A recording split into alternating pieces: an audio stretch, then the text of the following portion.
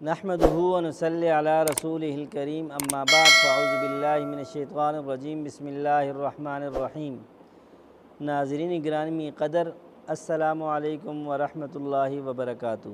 میں انعام دورانی YouTube channel کے توسط سے آپ سے مخاطب ہوں۔ اس سے قبل بھی میں اسی چینل سے بہت سارے وظائف آپ کی خدمت میں پیش کر چکا ہوں۔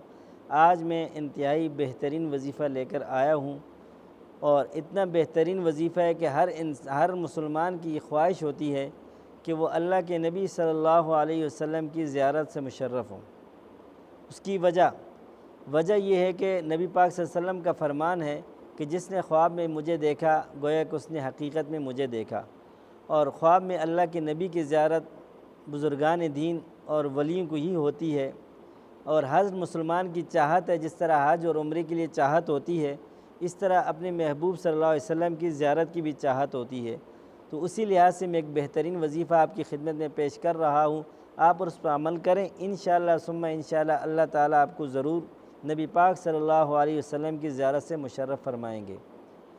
ہر جمعرات کو آپ نے عشاء کی نماز کے بعد وتر کے بعد 2 رکعت صلاۃ حاجت پڑھنی ہے، اور اس کے بعد درود ابراہیمی کو 313 دفعہ پڑھنا ہے، اور پھر دعا کرنی ہے، اور بغیر بات کیے اپنا بستر پاک اور صاف رکھ کر وضو کی حالت میں سو جائیں گے۔ اور ایک دوسری شرط اس کی یہ ہے کہ آپ نماز کی پابندی کریں گے مستقل، اور وہ بھی جماعت کے ساتھ۔ آپ سے کوئی جماعت کی نماز چھوٹنی نہیں چاہیے۔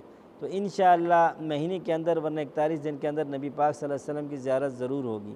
اللہ تعالی ہم سب کا حامی اور ناصر ہو، اور اس پر عمل کرنے کی توفیق عطا فرمائے۔ وآخر دعوانا ان الحمد للہ رب العالمین۔